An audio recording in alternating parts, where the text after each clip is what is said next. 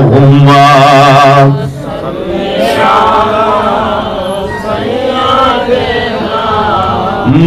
مولانا محمد وعلى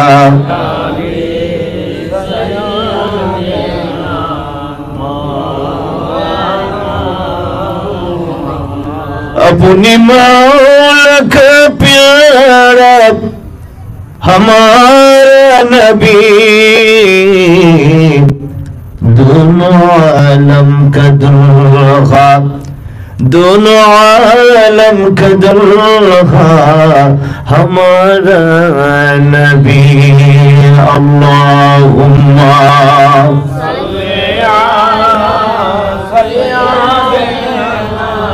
मौलाना मुहम्मद वाला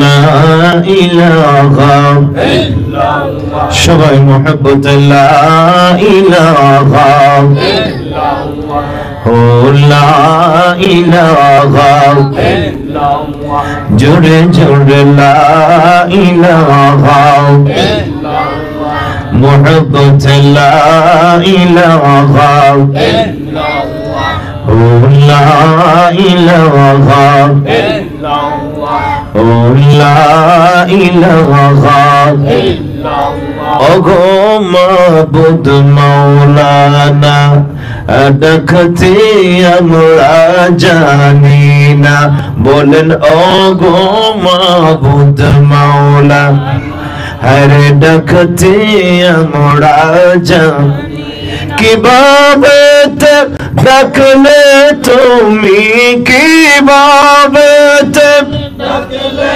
তুমি রাজি হইবা বলো না লা ইলাহা ইল্লাল্লাহ ও লা ইলাহা ইলাহা ইল্লাল্লাহ মুহাম্মাদুর রাসূলুল্লাহ সবাই পড়ুন সাল্লাল্লাহু আলাইহি ওয়াসাল্লাম। এবার আমার সাথে সবাই একটা নাত রাসূল পড়বেন, সবাই জবান খুলে আওয়াজ দিবেন। মনে আমার অনেক আশা মদিনা যাইতাম, বলুন মনে আমার অনেক আশা মদিনা যাইতাম, নবী গো জানাইতে সালাম, বলুন নবী গো জানাইতে মনে আমার অনেক আশা মদিনা যাইতাম, বলুন মনে অনেক আশা মদিনায় নবী গো জানাইতে সালাম, বলুন নবী গো জানাইতে সালাম। মক্কা মদিনাবাসী দেখলো তারা দিবানিশি রে, মক্কা মদিনা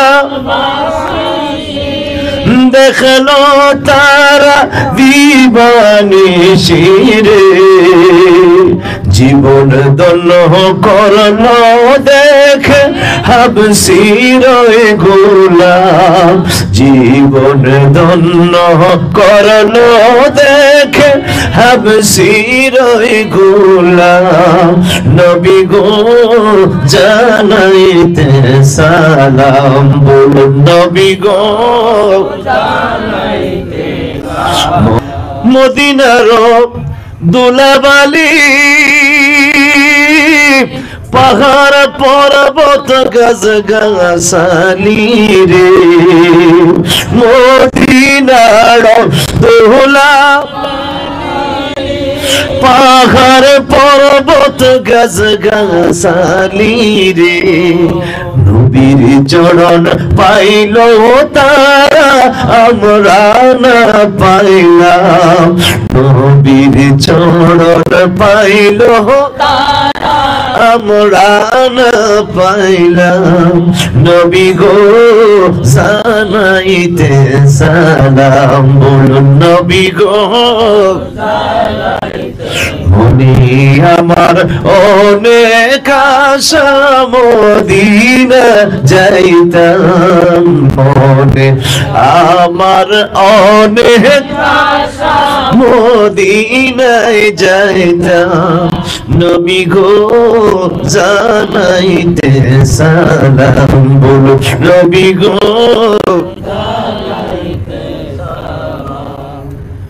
মুআজ্জাজ মুকাররম, আজকের তিরুনগর উত্তরপাড়া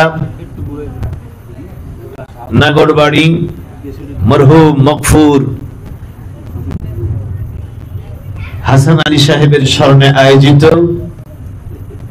আজকের আজিম শান ওয়াজ ও দোয়ার মাহফিলের মুহতারাম সম্মানিত সদর জলসা জনাব হেফজুল বাড়ি, আজকের মাহফিলে আগত উলামায়ে কেরাম, মুরব্বিনে আযম, আমার যুবক ভাইরা, পর্দানিশীন অবলা সরলা মা ও বোনেরা, স্কুল কলেজ মাদ্রাসা ইউনিভার্সিটির পড়ুয়া শিক্ষার্থী ভাইরা, কৃষক শ্রমিক মেহনতি ভাইরা, চাকরিজীবী ব্যবসায়ী ভাইরা, পর্দানিশীন অবলা সরলা মা ও বোনেরা, সবাইকে অন্তরস্থল থেকে মোবারকবাদ জানিয়ে আমি আপনাদেরকে সালাম প্রদান করি। মহব্বতের সুরে সবাই সালামের জবাব দিবেন।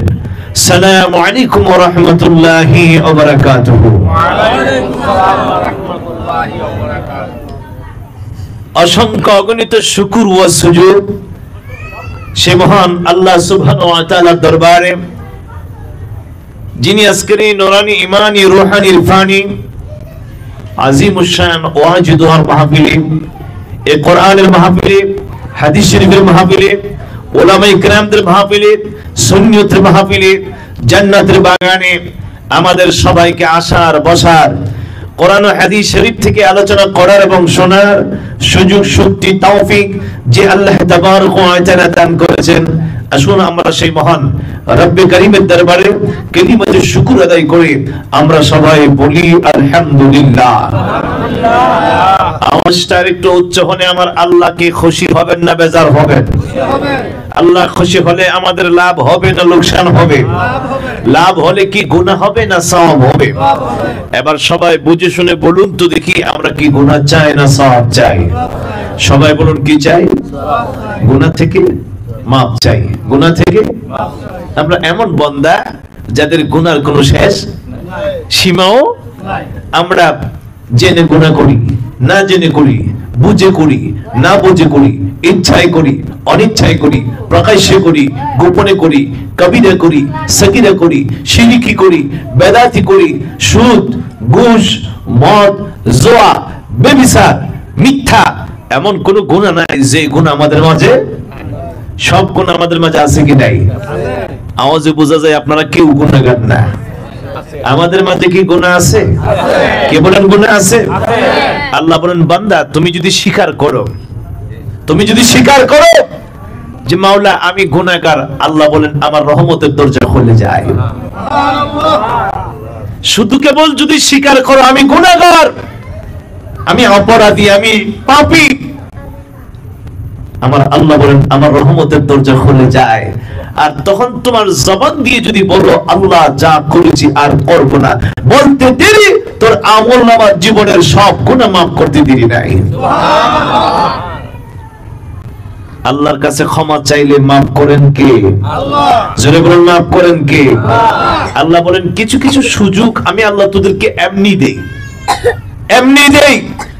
তোরা যখন মাহফিলে বসে পড়বে কোরআনের কথা শোনার জন্য, হাদিসের কথা শোনার জন্য, উলামায়ে কেরামদের জবান থেকে কথা শোনার জন্য, আমার দ্বীনের ধর্মের কথা শোনার জন্য নিয়ত করে যখন ঘর থেকে বাইরে হও, হওয়ার সঙ্গে সঙ্গে আমলনামা থেকে আমার আল্লাহ তোর সব গুনাহ মাফ করে দেয়।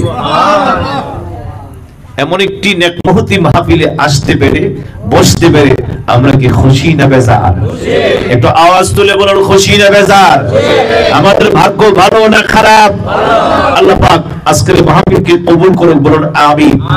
আর একটু মহব্বতে বলুন আমিন।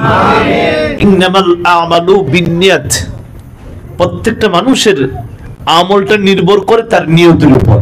কিসের উপর? নিয়তের উপর। নিয়ত যদি ভালো হয় আমল কি হয়ে যায়? ভালো হয়ে যায়। আর নিয়ত যদি খারাপ হয় আমল ভালো হইলেও আল্লাহ দরবারে কি হয় না? কবুল। সেই আমলের মধ্যে বরকত থাকে না। পৃথিবীতে আদম আলাইহিস সালাম যখন দুনিয়াতে আসলেন, আদম আলাইহিস সালাম দুনিয়াতে আসার পর সমস্ত প্রাণীরা পাগল হয়ে গেল বাবা আদমকে এক নজর দেখার জন্য। দলের দল পশু পাখি আসে, মানুষ তো নাই। আদম ছাড়া আর কোনো মানুষ আছে? আদম তো প্রথম মানুষ, এর আগে কোনো মানুষ ছিল? কিন্তু পশুরা পাখিরা বনের যত পশু পাখি আছে সব বাবা আদমকে দেখার জন্য চলে আসেন। একদল হরিণ দৌড়ায় চলে আসলেন দেখার জন্য। কাকে দেখবেন? আদমকে। কাকে দেখবেন? আদমকে দেখবেন। আদম কি? আল্লাহর একজন নবী। আদম কি? আমাদের আদি পিতা বাবা আদম আল্লাহর একজন পয়গম্বর, আল্লাহর একজন নবীকে দেখার জন্য নবীর মহব্বতে হরিণ চলে আসলো। আদম আলাইহিস সালাম বললেন, বাবা তোমরা যখন আসছো তোমাদেরকে আমি খালি দিব না, তোমাদেরকে কিছু তাবারক দিব। সুবহানাল্লাহ বলুন। নবী রাসূল পীর আউলিয়া বুজুর্গানে কেরামের দরবারে গেলে তাবারক পাওয়া যায়। কি পাওয়া যায়? তাবারক সেখান থেকে শুরু হয়ে গেল। ওলি আল্লাহদের দরবারে গেলে খালি আসে না, কি পায়? তাবারক পায়। বাবা আদমের কাছে হরিণ গেল, কি দিল? তাবারক। কি দিল? তাবারক। তাবারুকের সূচনা কোথা থেকে? কি তাবারক? আদম আলাইহিস সালাম যখন তিনি জান্নাত থেকে নেমেছিলেন গায়ে কোনো কাপড় ছিল না। নিজের লজ্জাস্থান ঢাকার জন্য জান্নাতি গাছ থেকে কিছু পাতা পেড়ে তার লজ্জাস্থান দেখে গাছের পাতা সহ দুনিয়াতে আগমন করেছেন। সুবহানাল্লাহ। কোনো কাপড়, জান্নাতি কোনো কাপড় চাপড় ছিল? এই জান্নাতি গাছের পাতা নিয়ে তিনি দুনিয়াতে আগমন করেছেন। হরিণ যখন গেল আদম আলাইহিস সালাম বললেন, এরে হরিণ তোমরা যখন আমাকে দেখার জন্য আসছো খালি দিব না, একটু বরকত দিব, তাবারক দিব। আর তাবারক কি? যা তোমরা কখনো খাও নাই, কখনো পাও নাই, কখনো দেখো নাই। সুবহানাল্লাহ বলুন। হরিণ কোনদিন জান্নাতে গেছে? জান্নাতের গাছ দেখছে? জান্নাতের পাতা খাইবো তো দূরের কথা, জান্নাতের গাছ দেখে বাবা আদম সফিউল্লাহ হরিণকে ডাকতে বলেন, হরিণ রে, ও হরিণ তোমাকে আমি একটা তাবারক দিব। তাবারক হলো জান্নাতি গাছের পাতা। হরিণেরা বড় খুশি, জান্নাতি গাছের পাতা তাবারক হিসেবে পাইলেন। তারা তাবারক গ্রহণ করলেন। তাবারক তারা গ্রহণ করে তাবারক খাইলেন। তাবারক খেয়ে যখন তাদের বনে তাদের বাসায় তারা ফিরে গেল, হরিণের মধ্যে শুধু পরিবর্তন আসতে লাগলো। সঙ্গে সঙ্গে হরিণের চেহারা সুন্দর হয়ে গেল। হরিণের চেহারা কি হয়ে গেল? দুনিয়াতে যত প্রাণী আছে সব প্রাণীর চাইতে হরিণের চেহারা সুন্দর। কেন? হরিণ জান্নাতি গাছের পাতা তাবারক হিসেবে খেয়েছিলেন। এই জন্য আমার আল্লাহ বরকত স্বরূপ হরিণের চেহারাকে সুন্দর করে দিয়েছে। হরিণের চেহারা মায়াবী চেহারা। হরিণের চোখ বড় সুন্দর। এক নম্বর পরিবর্তন, হরিণের চেহারার মধ্যে কি আসলো? সুন্দর আসলো, সৌন্দর্য বৃদ্ধি পেল। দুই নম্বর, আল্লাহ তাবারক ওয়া তাআলা এই তাবারকের বরকতে হরিণের নাভির মধ্যে একটা মৃগ কস্তুরী আছে। ওই কস্তুরীটা এত সুবাসিত, এত সুবাস কস্তুরীর মধ্যে বাজারের আতর গোলাপ পর্যন্ত হার মানায়। হরিণীর নাভির মধ্যে আমার আল্লাহ যে সুবাস দিয়েছে,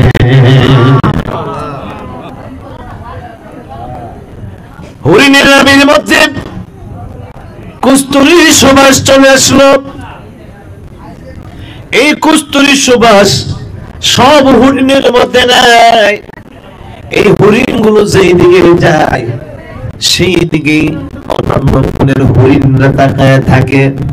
কিরে ব্যাপার, ও হরিণ, তোদের চেহারা কেন এত সুন্দর? তোদের মধ্যে এত পরিবর্তন কোথায় থেকে আসলো? কে তোদেরকে সাজায় দিল? কে তোদেরকে এত সুন্দর করে গুছাইয়া দিল? এর হরিণ, কে তোদেরকে এইভাবে বিউটি পার্লার থেকে তোদেরকে গোছায় গাছায় দিল? হরিণ রে, এত সৌন্দর্য তোরা কোথা থেকে পেলে? হরিণ বলে, আমরা সাজি নাই, কোথাও আমরা যাই নাই, কোন অবস্থাতে আমরা সাজগোজ করি নাই। তাইলে এত চেহারা সুন্দর তোদের কেমন করে হলো? হরিণের যেই দিকে যায় অন্যান্য বনের হরিণীরা তাকায় থাকে, অন্যান্য বনের হরিণীরা তাকায় থাকে। আবার যেই দিকে যায় একটা মৃগু কস্তুরীর সুবাস তাদের মধ্য থেকে বাইরে হয়ে যায়। তার কাছে শুধু ভালোই লাগে, ভালোই লাগে। একজনের নাক আরেকজন হরিণের মধ্যে লাগায়া দেয়, একজন আরেকজনের গান শুনে, কিরি ব্যাপার, এত সুন্দর সুমিষ্টি গন্ধ তোদের মাঝে কোথা থেকে আসলো? কই গিয়েছিলে তোরা? কিভাবে পাইলে তোরা? হরিণ গুলো জবাব দিল, কোন বাজারে যায় নাই, কোন লোকের কাছেও যায় নাই, কেউ এই সুবাস আমাদেরকে দিয়ে দেয় নাই।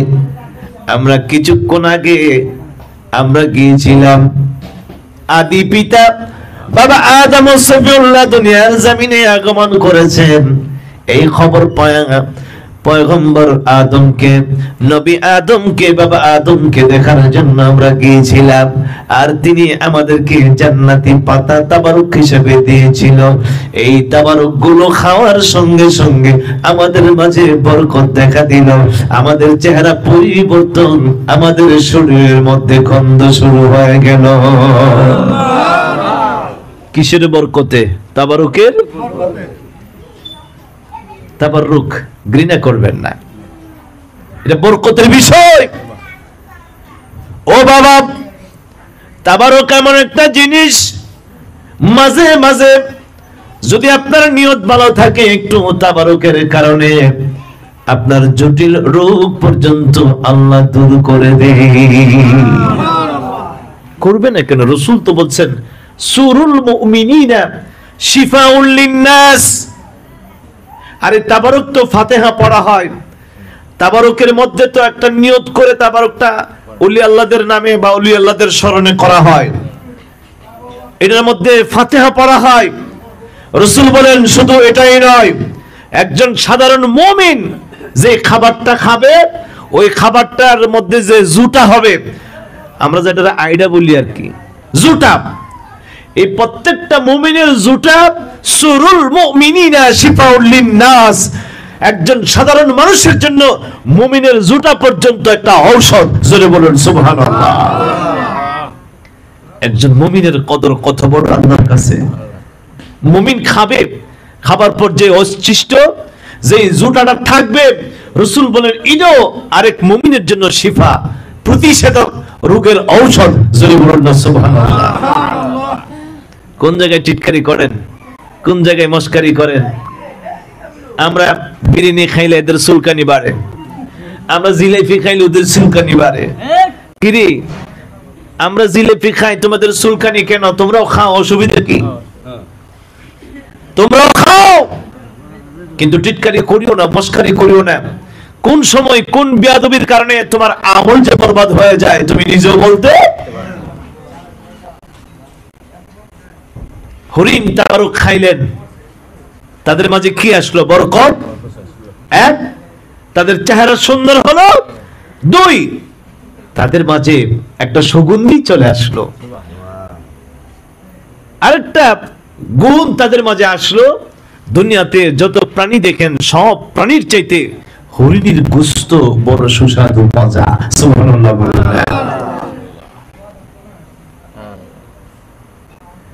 অন্যান্য হরিণীরা সবাই অস্থির হয়ে গেল, কোথা থেকে সেই বরকত পাইলে, কোথা থেকে সেই সুগন্ধি পাইলে।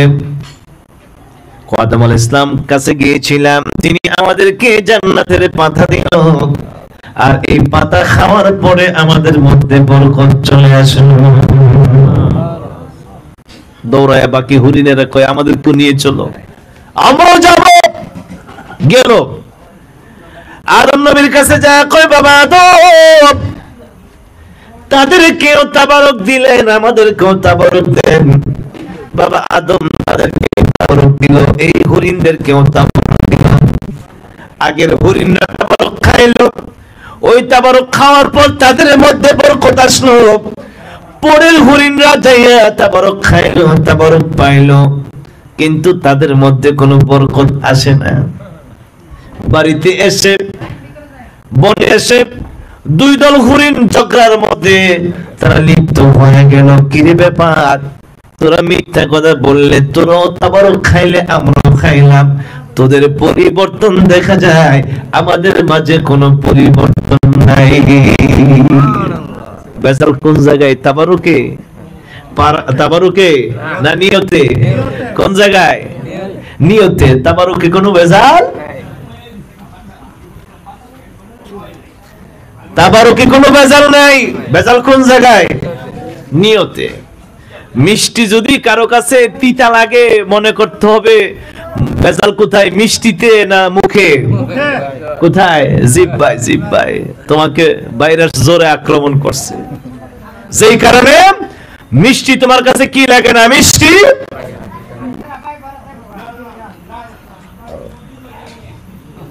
তাবারুকে বরকত ঠিকই আছে, তোমার আমার মাঝে বরকত নাই। কারণ কি? আমাদের নিয়ত, আমাদের নিয়ত কি নাই, ভালো। এই জন্য আমার নবী বলেন ইন্নামাল আমালু বিন্নিয়াত, নিয়তের উপর তোমার আমলটা নির্ভর করবে। আজকে যারা আমরা এখানে বসা আছি, আমাদের বসাটা দুই ধরনের নিয়ত আমাদের থাকতে পারে। একদল নিয়ত করেছেন হুজুর আসবে, হুজুরের সাথে আমরা দোয়া করব, কিছু আলোচনা শুনবো, এরকম নিয়ত আছে কি নাই? আবার আরেক দল নিয়ত করেছেন মেম্বাররা আমেরিকা থেকে আসছে, স্পেশাল তাবারুক করছে, না খাইলে মিস। এরকম আসেনি? এখনো কিন্তু পাগল হয়ে গেছে গা, হুজুর কি লম্বা ওয়াজ শুরু করছে, তাবারুক দিব কোন সময়? ডেকের কাছে এখনই গেছে গা, ডেক্সির কাছে এখনই চলে গেছে, কোন সময় তাবারুক লয়ে বাড়িতে যাইবো। মোনাজাতের আগে কেউরে তাবারক দেওয়া হবে না। এর মধ্যে যদি কেউ চলে যায়, চলে যাবে, আমরা যারা থাকবো আমরাই তাবারক খাবো, ঠিক কিনা? প্রয়োজন আমরা 4 ফুটলা করে নেব, অসুবিধা আছে? কিন্তু ফাঁকে আইসা, মোনাজাতের আগে আইসা তাবারক নিয়ে যাইবো, এই বাটফারদেরকে তাবারক দেওয়া হবে না। আপনারা কি আমার সাথে একমত? কি বলেন একমত?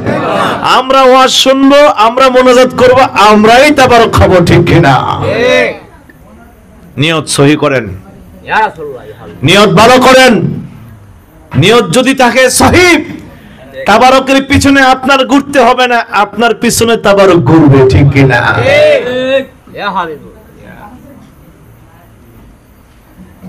এক লোক মক্কা ছেড়ে মদিনায় গেল, যায় কই নবী গো, আপনার জন্য আমি হিজরত করছি। কার জন্য? নবীর জন্য। যারা মক্কা ছেড়ে মদিনায় যায় তাদেরকে মুহাজির বলা হয়। এই মুহাজির মক্কা ছেড়ে মদিনায় গেল, যায় নবীজিরই কয় নবী গো, আমি আল্লাহ রাসূলের জন্য বাড়িঘর ছেড়ে দিয়ে আসছি। নবীজি তার দেখে বলে ইন্নামাল আমালু বিন্নিয়াত, যে যে নিয়তে আসে সেই নিয়তই সে হাসিল করবে। সুবহানাল্লাহ। সাহাবায়ে কেরাম বলেন ব্যাপার কি? রাসূলুল্লাহ সাল্লাল্লাহু আলাইহি ওয়াসাল্লাম তারে এই কথা কেন বললেন? আমরা মক্কা ছেড়ে মদিনায় আসলাম, নবীজি আমাদেরকে তো এই কথা। কিছুক্ষণ পরে আবার নবীজি বলেন যদি কেউ আল্লাহ রাসূলের জন্য হিজরত করে সে আল্লাহ রাসূল পাবে, সাহাবায়ে কেরাম হিজরত করত কার জন্য? আল্লাহ ও রাসূলের জন্য। এখন বড় সমস্যা দেখেন, সাহাবায়ে কেরামের টার্গেট কি, আকীদা কি? আল্লাহরে খুশি করে নবীরেও একসাথে না আলাদা কইরা? আল্লাহ এবং রাসূলকে খুশি করার জন্য কি করে? হিজরত। আর এখনকার মুফতিরা ফতোয়া দিল সর্বনাশ, আল্লাহরে খুশি করার জন্য, নবীরে খুশি করার জন্য হিজরত করলে হবে। সাহাবায়ে কেরাম বলতেন আল্লাহ রাসূলকে খুশি করার জন্য, আল্লাহ রাসূলকে পাওয়ার জন্য আমরা হিজরত করেছি। জোরে বলুন সুবহানাল্লাহ। কোন জায়গায় শিরিক একটু চিন্তা করবেন। আল্লাহ রাসূল একসাথে মিলাইলেই বলে শিরিক হয়ে যায়। মাওলানা সাহেব, শিরিক শুধু আল্লাহ রাসূলের মধ্যে দেখো, আর কোথাও শিরিক দেখো না? আচ্ছা বলেন তো দেখি, আমরা যারা আদালতে যাই, কোর্টে যাই, সেখানে হাকিম আছে কি নাই? কে বলেন আছে কি নাই?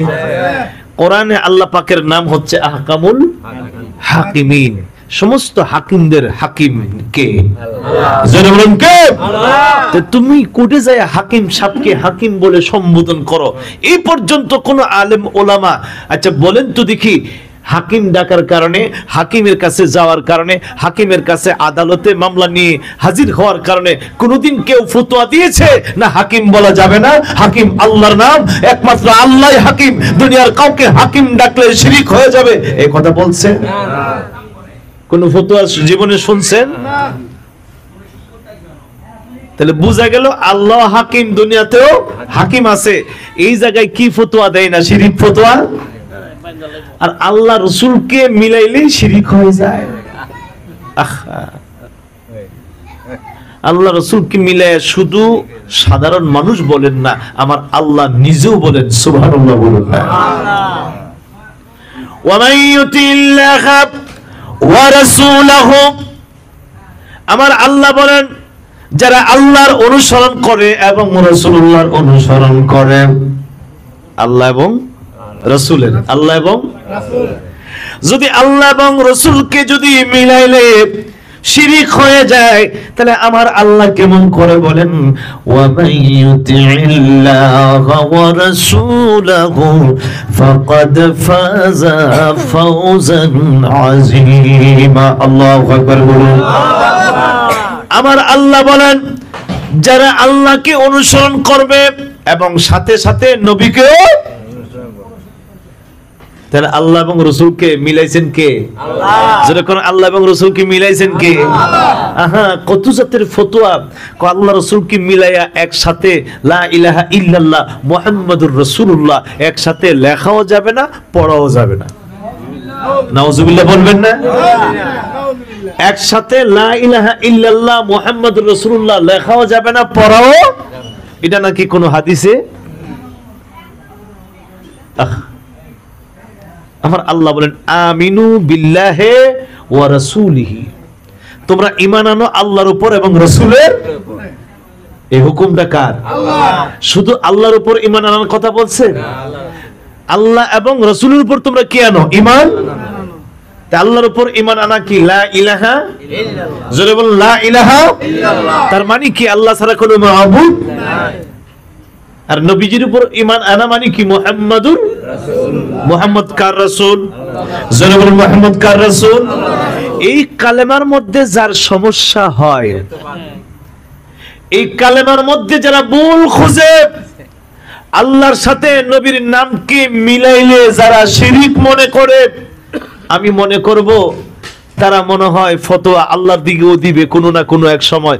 আল্লাহ বোধহয় ভুল করেছে। জোরে কোন নাউজুবিল্লাহ।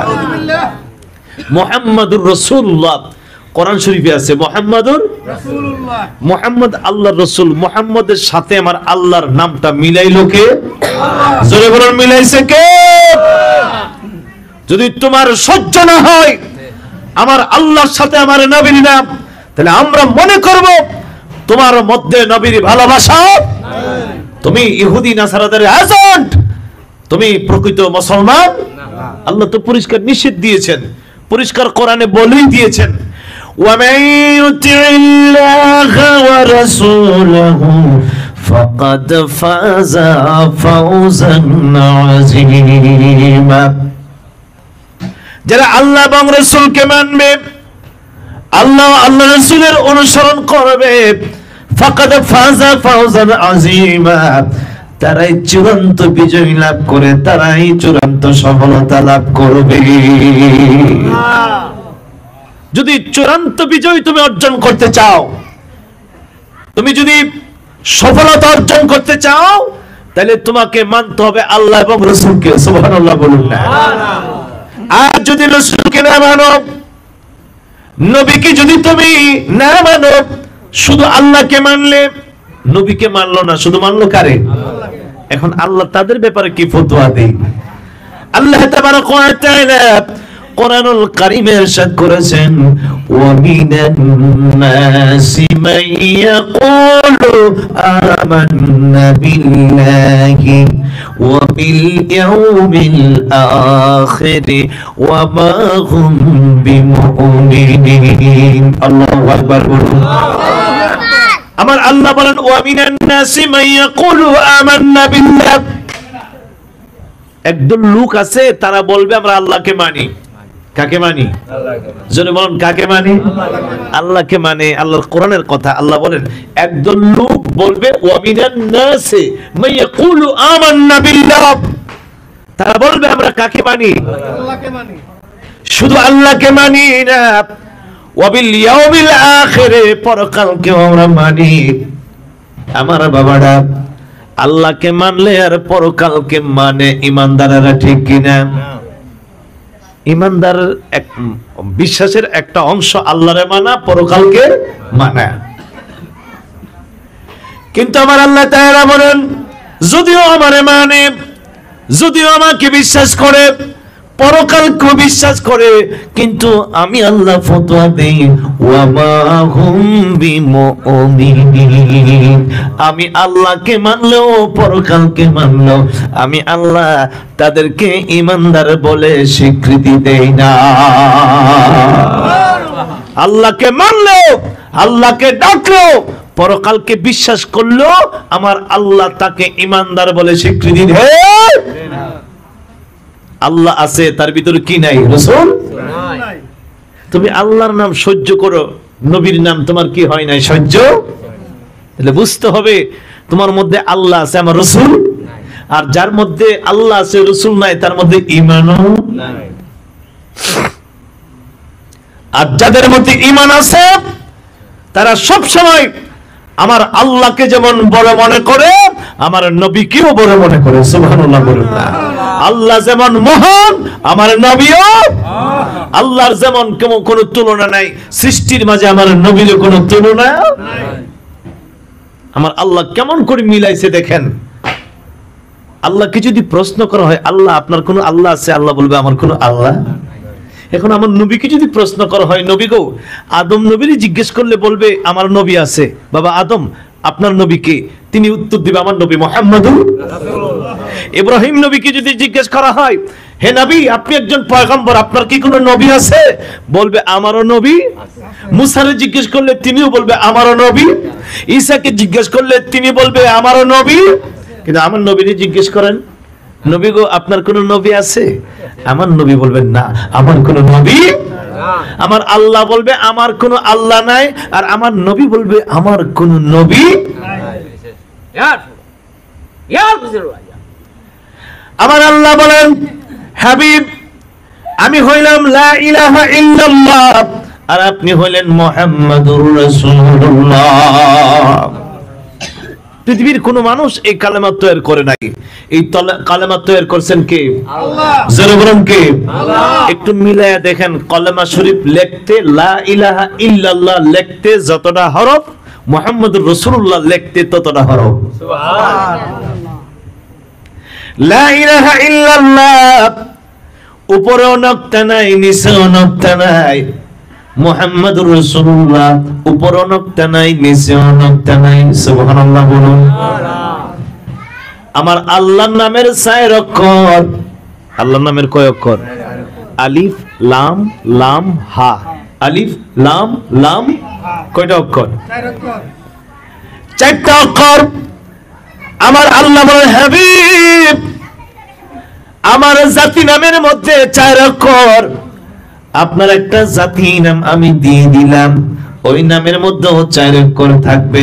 আমার নামের মধ্যে আলিফ লাম লাম হা, আর আপনি নবীর নামের মধ্যে মিম হা মিম দাল। জোরে বলুন সুবহানাল্লাহ। এইভাবে আমার আল্লাহ মিলাইয়া দিলেন আমার নবীজির নাম মুবারক। নবীজির নাম মুবারক মিলাইয়া বলে হাবিব ইজা যুকিরতু যুকিরতা মাই, আমার নামের সঙ্গে আপনার নামকে আমি মিলাইয়া দিলাম। যেখানে আমি আল্লাহর জিকির হবে সেইখানে আপনি নবীর জিকির হবে। যেখানে আমি আল্লাহ থাকবো সেইখানে আপনি রাসূলও থাকবেন, যেখানে আমি নেই সেইখানে আপনি রাসূলও নাই। আমার আল্লাহ বলেন আমি হইলাম রব্বুল আলামিন। আমার আল্লাহর লকব কি? রব্বুল আলামিন। কোথায় আছে? সূরা ফাতিহায় আলহামদুলিল্লাহ রব্বিল আলামিন। আমার আল্লাহ হলো রব্বুল আলামিন। আমার আল্লাহ বলেন হাবিব আমি হইলাম রব্বুল আলামিন, আর আপনাকে একটা লকব দিয়ে দিলাম, আপনি হলেন রাহমাতুল লিল আলামিন। সুবহানাল্লাহ বলুন। আমি যে জগতের রব সেই জগতের রহমত হলেন আপনি রাসূলুল্লাহ। সুবহানাল্লাহ। আমার আল্লাহ এটাই বুঝিয়ে দিলেন হাবিব আমি আল্লাহ যেখানে আপনি নবীও সেইখানে।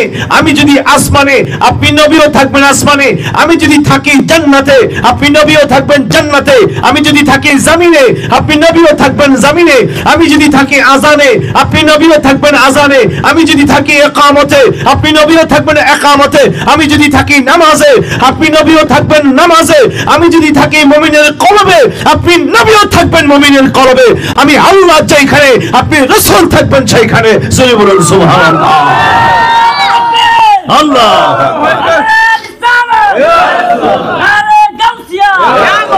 আহলে সুন্নাত ওয়াল জামাত।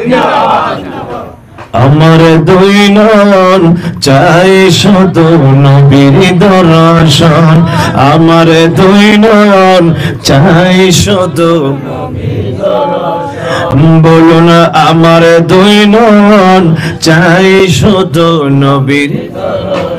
মুহাব্বতে আমার দুই নয়ন চাই শুধু নবীর দর্শন। নবী বিনে এই মন, নবী বিনে এই মন করে জ্বালাতন, আমার দুই নয়ন চাই শুধু নবীর দর্শন, আমার নবীর দর্শন। মুহাব্বতে আমার দুই নয়ন চাই শুধু নবী বিনে এই মন, নবী বিনে এই মন করে জ্বালাতন, আমার দুই নয়ন চাই শুধু নবীর দর্শন, আমার দুই নয়ন চাই শুধু নবীর দর্শন। নূর নবীজির নামে আমি হইলাম দেওয়ানা, নবী ছাড়া এই মন কিছুই বুঝে না। বলুন নূর নবীজির নামে আমি হইলাম দেওয়ানা, নবী ছাড়া এই মন কিছুই বুঝে না। তাই তো আমি নবীর জন্যে, তাই তো আমি নবীর জন্যে সপে দিলাম মন, আমার দুই নয়ন চাই শুধু নবীর দর্শন, আমার দুই নয়ন চাই শুধু নবীর দর্শন।